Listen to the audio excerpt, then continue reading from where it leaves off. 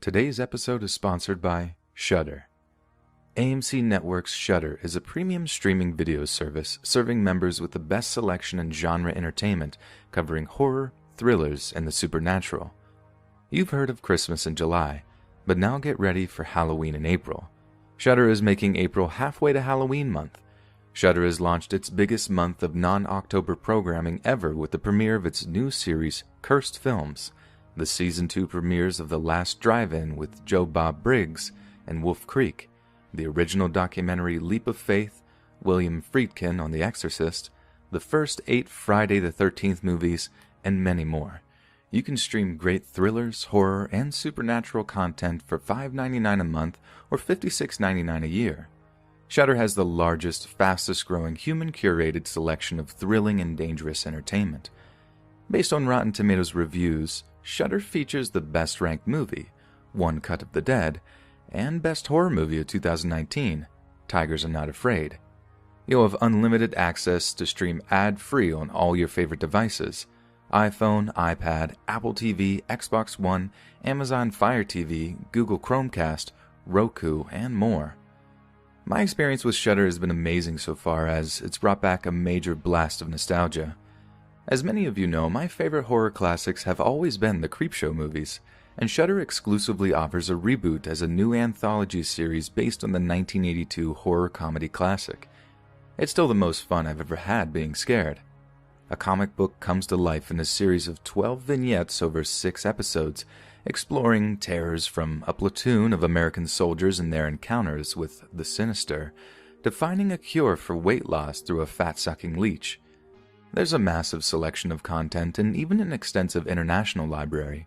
There's a range of genres and all types of movies from old classics to modern favorites. So get started streaming the best horror, thriller, and supernatural content around. Shudder's expertly curated collection includes titles like Tigers Are Not Afraid, Creepshow, and One Cut of the Dead. To try Shudder for free for 30 days, go to shudder.com and use promo code Let's Read. 30 days of Shudder, that's SHUDDER, for free using promo code LETSREAD.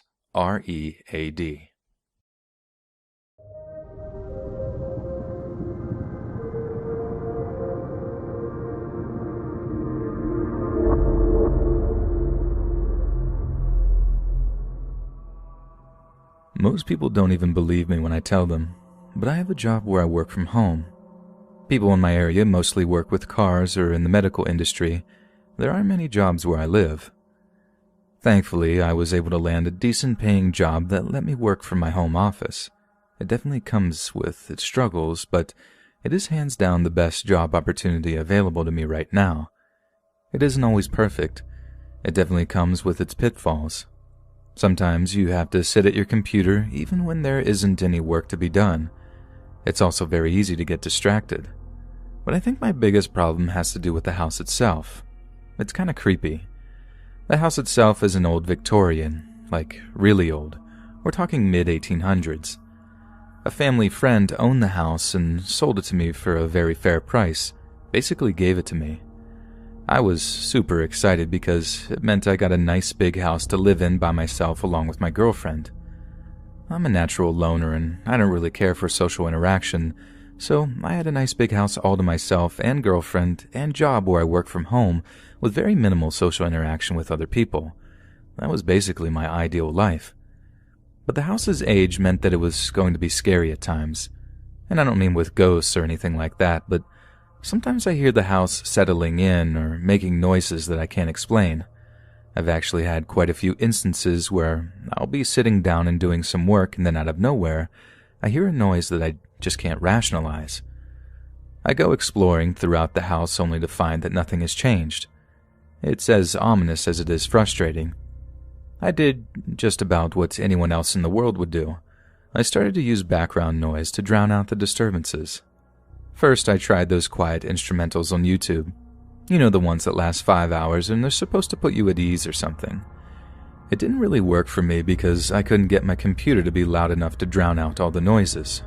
It was also not very good at keeping my attention.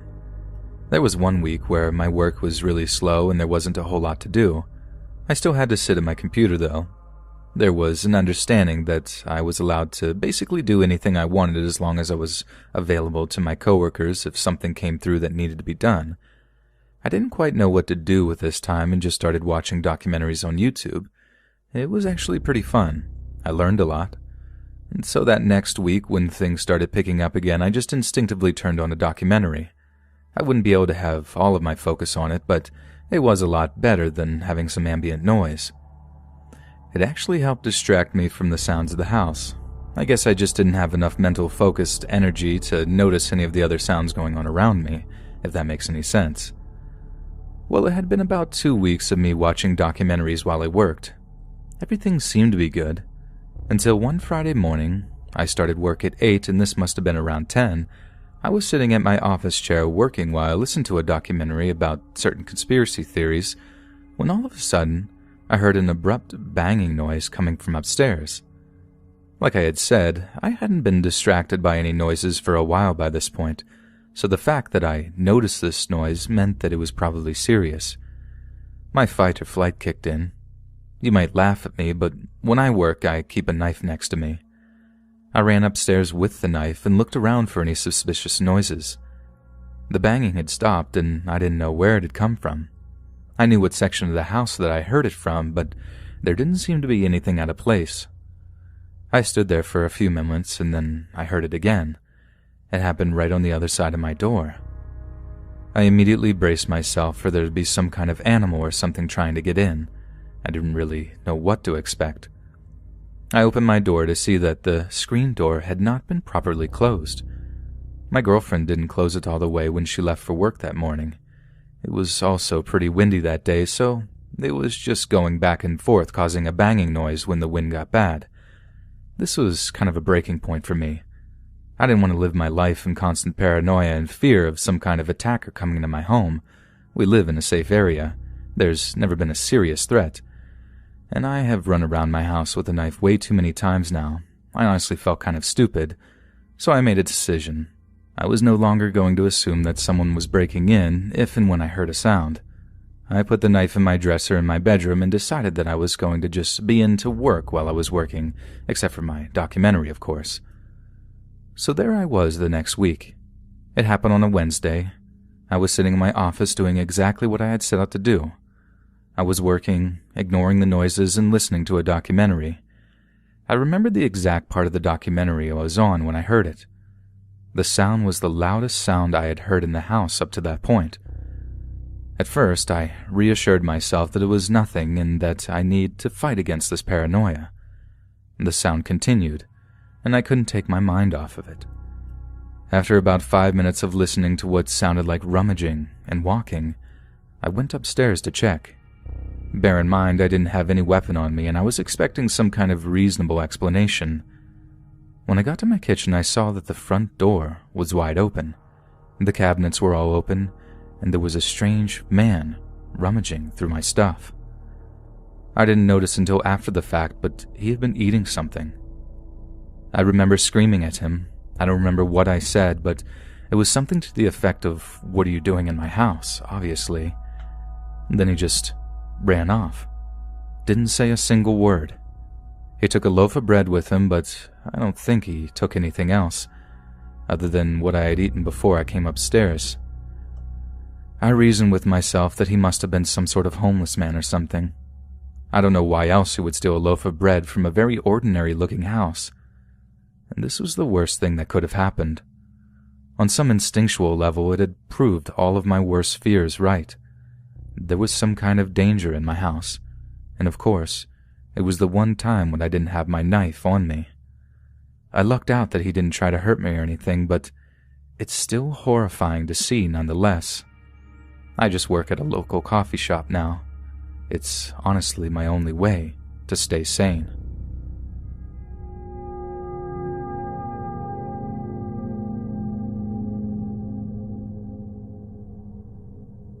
My mom is really good friends with one of the wealthiest people in our town. They have a daughter, my age. I don't have a crush on her or anything, but my mom has pushed me to ask her out before. Never did. Here's the weird thing about the situation, though. My mom and this friend, along with her daughter, all kind of act like their friend, like a bunch of high school girls getting together to gossip. My mom works in a beauty salon, so I guess I understand why she likes to act that way, but it's still pretty weird nonetheless. There was one specific occasion when this woman and her daughter were going to visit New York City. They decided to invite my mom for some reason. I don't understand why. I guess they really were better friends than I had previously believed. But my mom decided to say yes. So it was just me and my dad at the house, but here was the thing. They didn't have a dad at home. Their house was going to be completely unsupervised for the entire weekend. I was in my early 20s at the time, so I guess they thought it would be a good idea to ask if I would watch the house for them, which I agreed to do. I didn't get paid or anything, but they said I was allowed to eat as much food as I wanted, and considering that they were rich, I thought, why not? This also gave me an opportunity to write some short stories. I always loved writing, and I published some of my stuff online sometimes. I think it was that Friday night when I was watching their house. They told me that they had 2 cats, but they were really scared of strangers, and I was probably not going to see either one of them the entire night. Didn't bother me. I just had to make sure that they had food and water, which they did. I was chilling at the kitchen table, pounding the keys on my laptop on my latest story when, all of a sudden, I saw something out of the corner of my eye. I looked up from my computer to notice the ugliest cat I've ever seen in my life. Just imagine a hairless cat, but also morbidly obese and cross-eyed. It was honestly the strangest thing I've ever seen.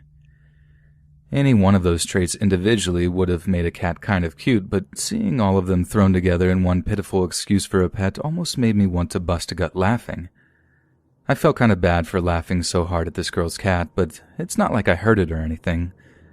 That had been a good break from writing, but then I got back into it. I remember being in the middle of writing a really interesting scene. This ghost was abducting the protagonist of the story. It's kind of a psychological thriller with a little bit of paranormal thrown in there. It's very spiritual and weird. I'm kind of a weird person. But that scene still sticks with me because as I'm writing it, I noticed something outside. There was a man in a hooded sweatshirt walking around. I sat at the kitchen table, stunned. I didn't know what to do. I felt the adrenaline burst through my veins. Fight or flight. Well, I figured that my car was outside, so running wasn't going to do me much good. And after a minute of rationalizing the situation, I had no proof that this person was out to do anything bad. For all I knew, this could have been a jogger. I got up close to one of the windows to watch this man. He seemed to be sneaking around. He wasn't coming toward the house I was in, so I figured that I was at least safe for the moment. But then I noticed him looking into the window of the house across the street. I can only assume that he was checking houses to see if people were home or not. Must have been an actual burglar. Just show up in the wealthy neighborhood and see who wasn't home. I don't know why he would do it at night, though. Looks as suspicious as he did. We live in a gun state, after all. And after a few minutes went by, and I could tell that there were people at home at the house he was checking out. By the time he realized, I noticed him do a 180. He was walking in my direction now. I was about to be face to face with this man. I saw him walking across the street and I immediately started to panic. I called the police as fast as I could and told them the situation, but they said it would be about 20 minutes before anyone could be here. I ran up to the attic to hide. I locked the door behind me. In retrospect, this was my biggest mistake. I should have turned on a bunch of lights and made it obvious that someone was here. I'm good at thinking, just not in the moment. The house must have looked uninhabited by the time I had gotten up to the attic. This made the house the perfect place to burglarize and steal everything. I was in the attic for about 10 minutes when I heard a window breaking downstairs. He was in the house. My heartbeat was inside of my forehead. He walked around the house for a few minutes. Thud. Thud. I heard the humongous boots marching across the wooden floors. He explored the house for a good while. I was really beginning to wonder where the police were. Typical. I heard him get close to the attic entrance, and that was the moment that pushed me over the edge. I started screaming at the top of my lungs that I had a gun. I told him that I was going to shoot his head off if he didn't leave the house immediately. And to my absolute shock, he ran away. I watched him run down the street as I looked on through the window. It appeared that this guy was even more scared for his life than I was. The police eventually got there and I told them the entire story from beginning to end. They said that a couple of people had been reporting this guy in nearby neighborhoods, so this wasn't the first night he's been out doing this. The police explained that this guy hadn't been violent on any of the occasions they'd been called. They said it was about the 7th time this month that they have responded to a similar incident in a wealthy neighborhood. I guess he's going around looking for an easy way to make money. He hasn't been face to face with any of the homeowners yet, so maybe he isn't a violent criminal, just a criminal in general. I found the entire experience really interesting yet mortifying. Living through it was probably the most scared I've ever been. My mom, her friend, and their daughter didn't even come back early from their trip after it happened. I thought that was a lame move, but what do I know? For revenge, I ate every single pizza roll they had in the freezer, and if you're wondering, there were 3 bags of 90 pizza rolls. I ate over 270 pizza rolls that weekend, and I have no regrets. I sorely needed them after that borderline traumatic experience with the burglar.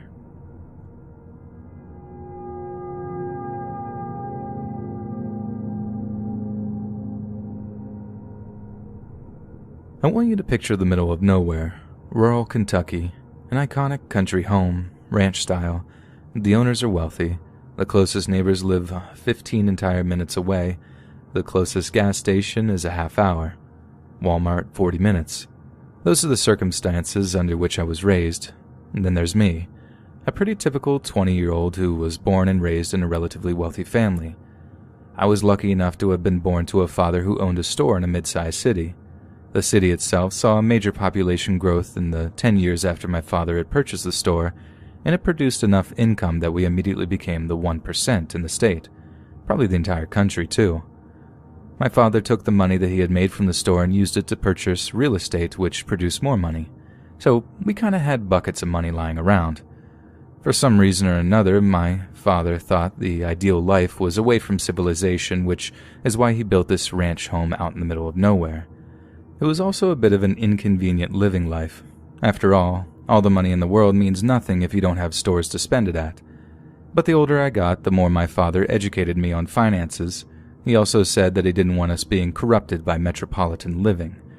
I didn't really agree with him, but I respected him. There were many nights that I spent at the home alone. I was always a fairly mature kid, so my parents naturally gave me a lot of responsibility. The first time I was home alone, I must have been 12 years old, and considering we had a house full of expensive guns, alcohol, and hunting equipment, you can understand how much trust my parents really had in me. There wasn't very much in the world I wasn't prepared for, but there was one experience in particular. Something that happened a few weeks ago that I still think about all the time. Sits in my memory, haunting me. It happened one night when I was alone. My father had a business meeting on Saturday morning, so he got a hotel Friday night in the city with my mom. This left me home alone to watch the castle by myself. Again, something I have done a million times and never thought twice about. I have always been interested in business ventures online. The thing I have been experimenting with that night was video marketing. I was interested in making something go viral. Over the course of a few weeks, I probably had created 6 or 7 solid viral video attempts, but only one of them accumulated any attention, and it was a measly 100,000 views. Anyway, I remember sitting in my home office working on a cat video. On the far side of my room is my window. I can see the backyard. There's a mountainous structure in our backyard. Basically, a really big rock. It's pretty tall, probably about 50 or 60 feet maybe, and in front of it is all farmland. My father grew wheat, although he paid people to do most of the work, but here was the thing. There was a very strange shadow on the rocks. There were some lights from the electrical posts in the field, and it was as if someone was moving around them or something. This was absurd. You guys know how tall those electrical posts are. The idea that someone would climb on top of one of them, or that there was some kind of animal or something on it, really freaks me out. I really didn't want to lose electric either, as I was really into that cat video. I looked out the window to see what was going on, and all I could see was a shadowy figure on the light post near the light. My immediate thought was that there was some kind of freak that came out here and climbed on top of it, but I couldn't imagine why anyone would do that. I put my horror movie-based fear to the back of my mind and rationalized that it must have been some kind of animal that had climbed up there, maybe a large cat. It was far enough away that I could not give you a rough size. Could have been a bear, person, cat for all I knew. I just knew something was up there. Just to be on the safe side, I grabbed a pistol and my flashlight to go check out the situation. I made my way out there slowly. I got more nervous as the moments went by. Each step seemed to bring me closer to the unknown. My fear grew with the increasing distance between me and my house. The grass outside was dry. It was warm out. I slowly got closer and closer to the pole. By the time I got close enough to see the figure, I noticed that it was gone. I stood there in silence for a moment, contemplating what it could have been. I looked around to see if whatever animal may have been up there had fallen to death. I didn't see anything in the general vicinity. I always hated leaving the animals to die like that. I got down on one knee to say a prayer for what animal had been up there. I couldn't imagine that it didn't die, whatever it was. While I was praying, I heard a hiss behind me and felt it scratch. Claws dug into my back. I reacted the only way I knew how and flung my body around. I thrusted my elbow against whatever was behind me. I hit it really hard. In an almost instinctual way, I got away from it and immediately began firing my pistol in its direction. I must have gotten 5 shots off by the time I stopped and realized what I had done. I had obliterated a raccoon. It really freaked me out. The entire experience was kind of traumatic. Staying home alone was never quite the same. I called my dad and told him what had happened before driving myself to the hospital. I had to get a rabies shot, unfortunately, which may have been the most painful experience of my life. I discovered the next day that I had inadvertently shot 2 of the windows out of my mom's SUV. The parents made me pay for that with my own money, and no, I was not nearly as rich as them. The only money I had to my name was the money that I had made from my personal business ventures online. It was kind of lame. My dad always hammered into my head that the bullets I fire are my responsibility no matter what. It's not a bad lesson to learn for anyone interested in owning a gun. When I got out of the hospital, I went home and finished making that viral cat video, and it only got 3,000 views. You can't win them all. But yeah, I guess the moral of the story is that even rich people who are secluded out in the middle of nowhere still have to deal with stupid stuff like this happening to them too. Dang paranoia, and dang raccoons.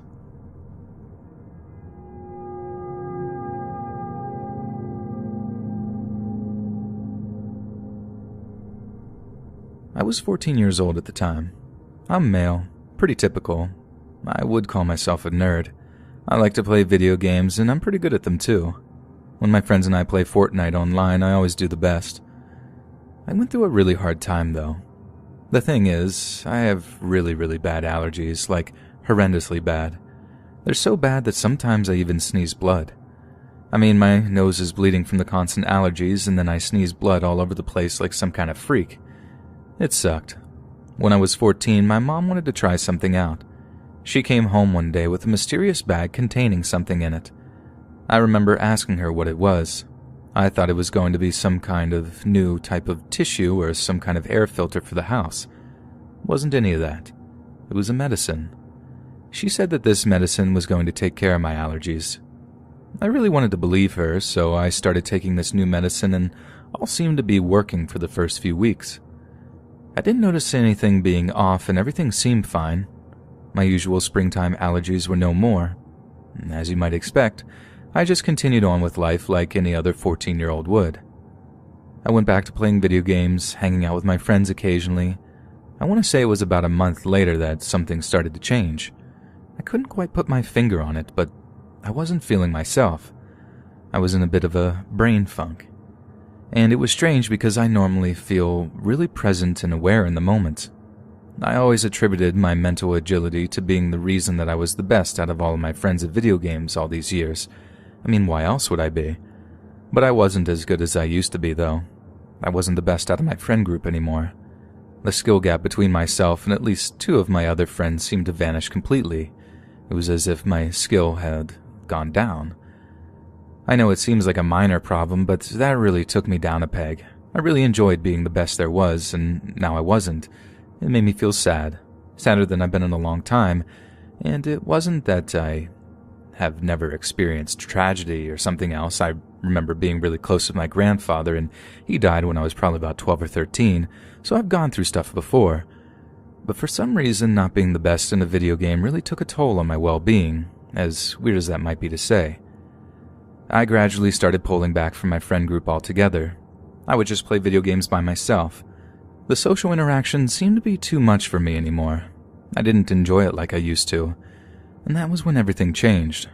I wasn't the person that I had been before, and looking back, I'm surprised I didn't notice sooner. It all came to a head one night. My mom had some kind of work function, some kind of party or something that I don't really remember what it was. I just remember thinking it was stupid. I felt really alone.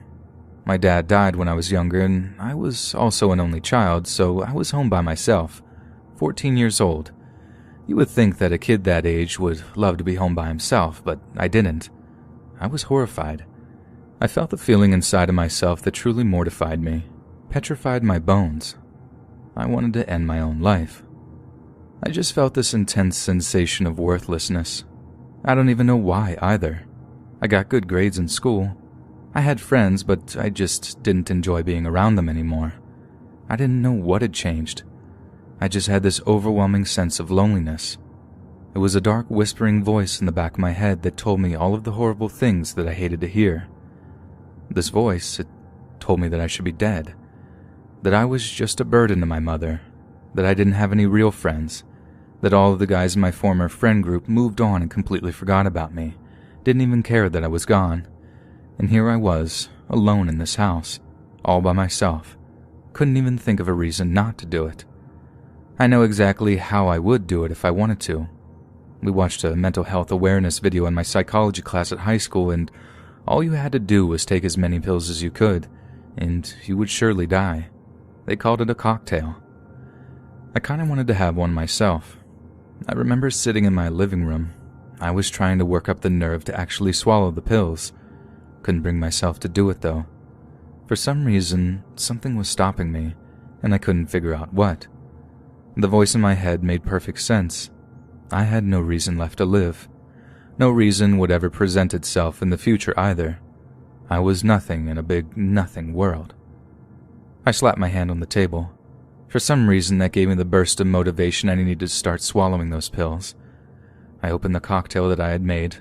Just random stuff from the medicine cabinet, nothing in particular. I was going to take them one by one. I had my mouth already open and everything, but my phone told me that there was a text message. By whatever stroke of luck that hit me, I decided to answer the text before I decided to go. I slowly made my way to the other room and picked up my cell phone. Pressed the on button to see that it was my friend Walton. He was asking if I wanted to play with them. I texted back, yes. The next morning, I told my mom about the incident. She was really concerned and wanted to send me for a psychiatric evaluation, but before we did that, my mom thought it might have had something to do with that allergy medicine that I was on.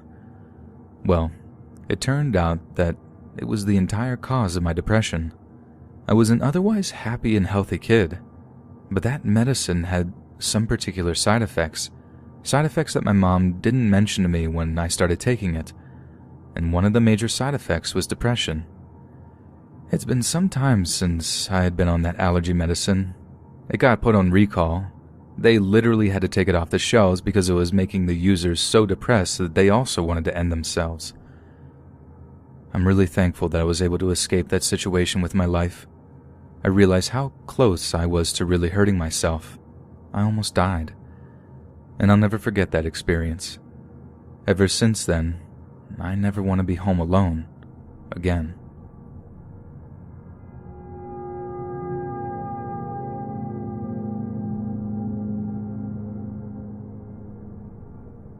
This story happened when I was 15. It's been almost an entire decade now, but I still think about it quite a lot. This is our situation. My brothers and I live with my mom. I'm the oldest of 3, and my mom generally leaned on me to get things done. This naturally turned me into an adult from a very early age. Even to this day, my mom talks about feeling guilty for having to thrust adulthood on me so early on. She thinks that I didn't have a childhood, and maybe she's right. As you might imagine, my dad wasn't really in the picture. He was an abusive drunk, and when I say abusive, I mean seriously abusive. Up until the time I was 10, he lived with us, and whenever he would get drunk, he would beat the life out of us. It was always terrifying. The only saving grace was the fact that he wasn't always drunk or had alcohol in the house. In fact, there were sometimes, months at a time, when he would go without drinking, and he was an otherwise pretty decent person. For all that was wrong with my dad, he would have probably been close to an ideal human being if he had not been for his rampant alcoholism and the demon inside of him that came out when he got drunk. The incident that got my mom to finally divorce him was horrendous. I had been in my room playing video games or something, and he was in the living room. My mom just got home from getting the groceries. He accused her of having an affair at the time, and of course, this wasn't true, but he didn't believe it. He kept screaming at her that she was lying. It escalated to the point that he pinned her down on the floor and said that he saw her nose growing, and then grabbed a screwdriver and cut into my mom's nose with it. There's still a scar from that day. Well, that all went down when I was about 10, so this is about 5 years later. My mom was bringing my 2 younger brothers on some kind of Boy Scout trip. They were both in the Boy Scouts and always felt left out because all the other kids had a dad. My mom's guilt drove her to volunteer and help out whenever she could, so she went with my 2 brothers for this weekend camping trip with the Boy Scouts.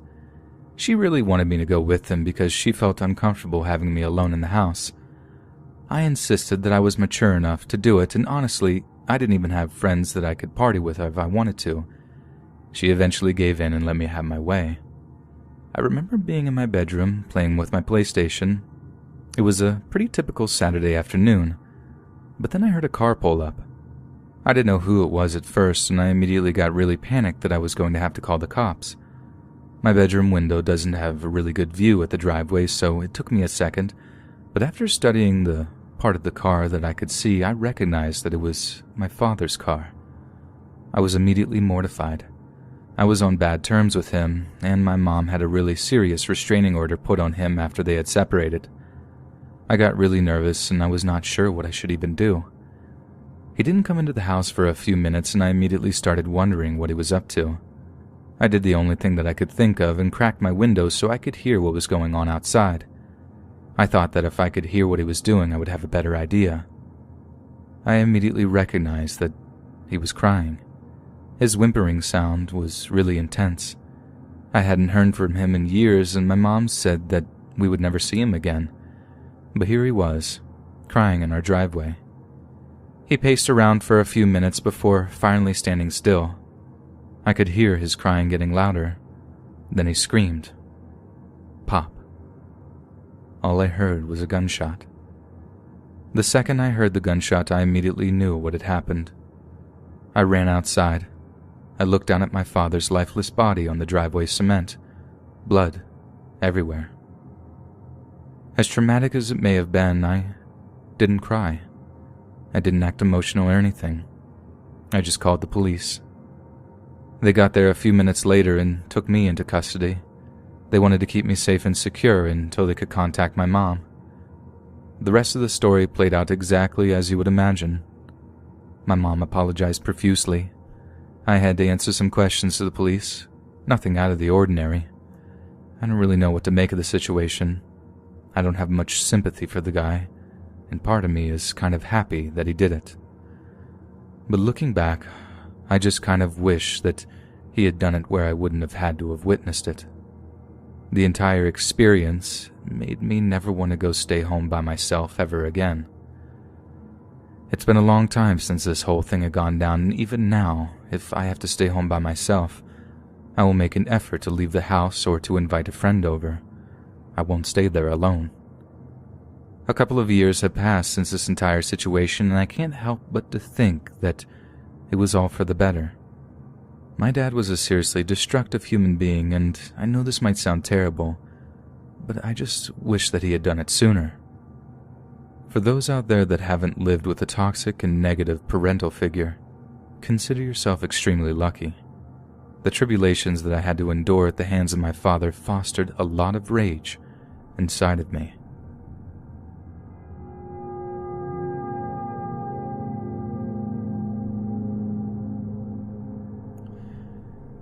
This story happened a month ago.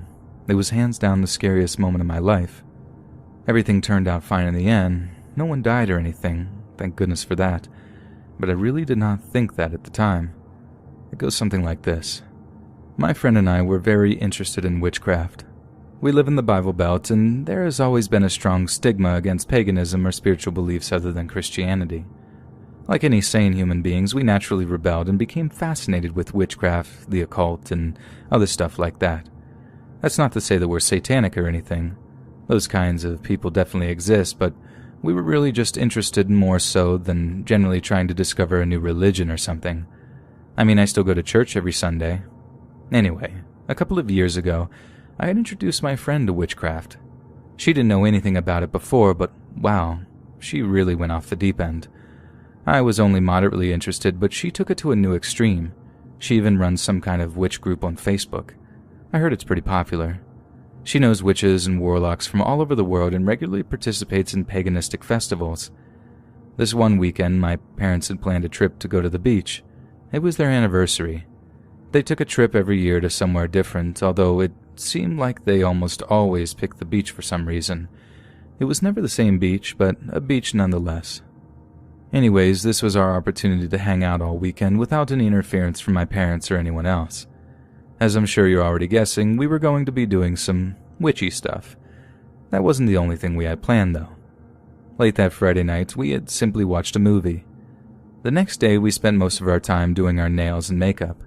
We didn't really have anywhere to go, so we just walked down to the convenience store that's down the road from my house. There's a small diner inside of it. They only offer a couple of things to eat, so we went there, got some waffles at like 3, and after waiting around for a while, decided to go back to my place. By the time we were getting settled in for the night, I could feel both of our moods changing. We were both getting really excited to do the ritual. We talked about it a little bit here and there. She told me that she had something grand planned for that night. She didn't tell me what exactly that was going to be, though. We got settled in for the night, and by the time we did, the sun was already setting. We were ready to do this ritual. I asked my friend if she wanted to do it, and she said yes. She went to her backpack that she brought to get something out. I wasn't sure what it was going to be. I honestly wasn't sure what physical objects you needed to do any kind of ritual. I mean, can't you just channel your spirituality or something? Well, I remember feeling something in my body change the second she got it out. The atmosphere was different. The hair on my arms were standing up, and she pulled out a Ouija board.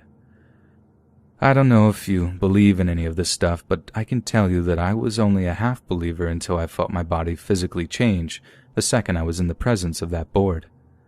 There's a certain power to it, the ability to communicate with spirits or ghosts, maybe something else entirely, who knows. My friend brought the Ouija board to the kitchen table and we both sat down. My mind was racing with questions. All I can say for sure is that I wanted to talk to a ghost. I already knew who I wanted to speak with before we even started channeling anyone.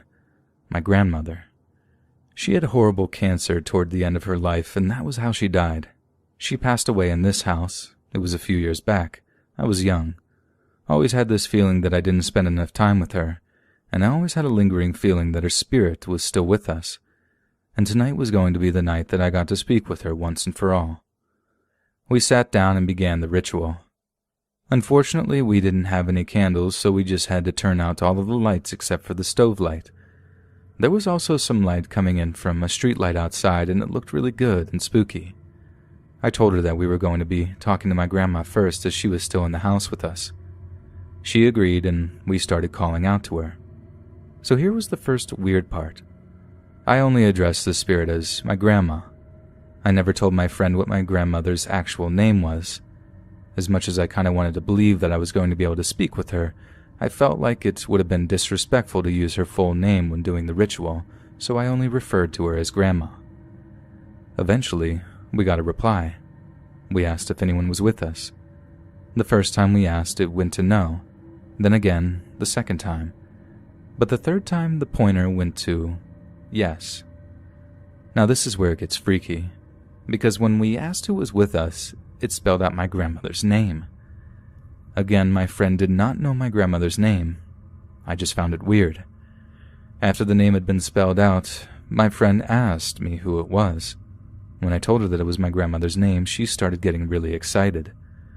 That wasn't the feeling that I got to. I got really freaked out. It made me nervous. And that was the moment that I had realized that there was more to this world than what we see. Way more. I totally get it if it doesn't prove anything for you, especially because you can't verify what I'm saying, but for me, it was more than enough. Unfortunately, that was the only paranormal activity that we got all night. Nothing else of interest happened. Didn't stop us from trying again the next day, though. My friend and I followed a similar routine on Saturday, and by the time it was getting dark, we had that Ouija board out. My parents had to be home on Sunday, so we knew that this was going to be our last night of doing this. So it happened like this. We sat down to try and contact another spirit. This time we didn't try to contact my grandma. We just tried any spirit in the vicinity or in the house. I remember sitting down with my friend and saying, "If anyone was with us, please, will you give us a sign?" And at that exact moment we heard a loud banging on the garage door. We both started screaming because we thought some kind of horrible spirit had been unleashed. We freaked out for a little while, but get this. It was my dad. He knew that I was letting my friend sleep over at her house and wanted to pull a joke on us. It may have been funny for him, and he still laughs about it sometimes, but it was absolutely mortifying for me in the moment. To think that I had unknowingly unleashed some kind of demonic beast into the world, that was truly the worst part, because it made me realize if we had somehow done something in the spiritual realm, there wasn't really anything we can do to undo it. There's no Control plus Z with a ghost.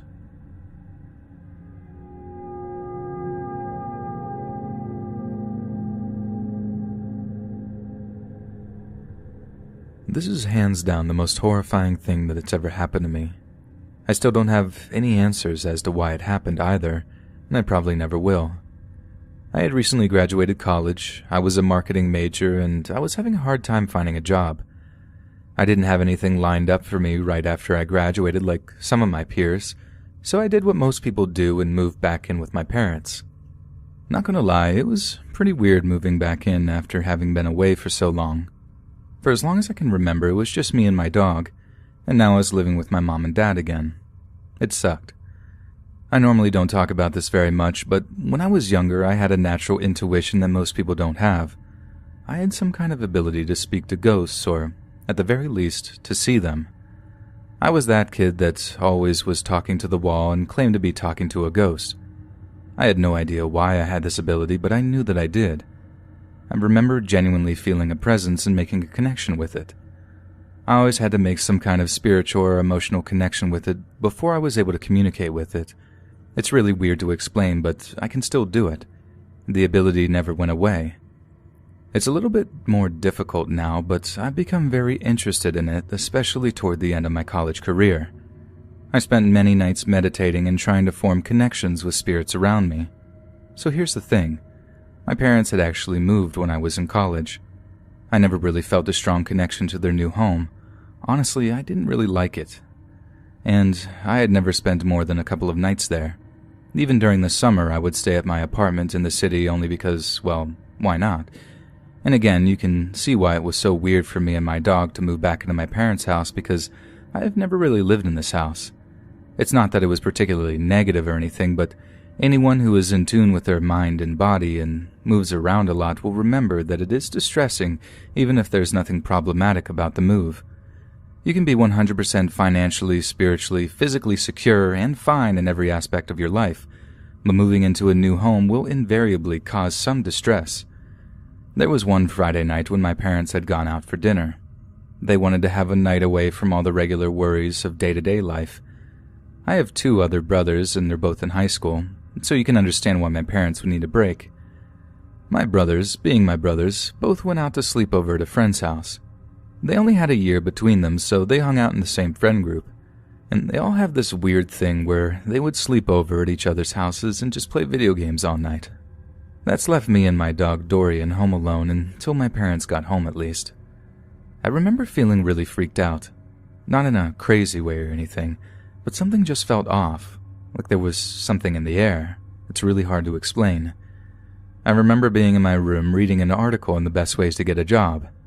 It was about 9 o'clock at night. My parents probably wouldn't be home until about 11 or 12. I remember being really into this one article.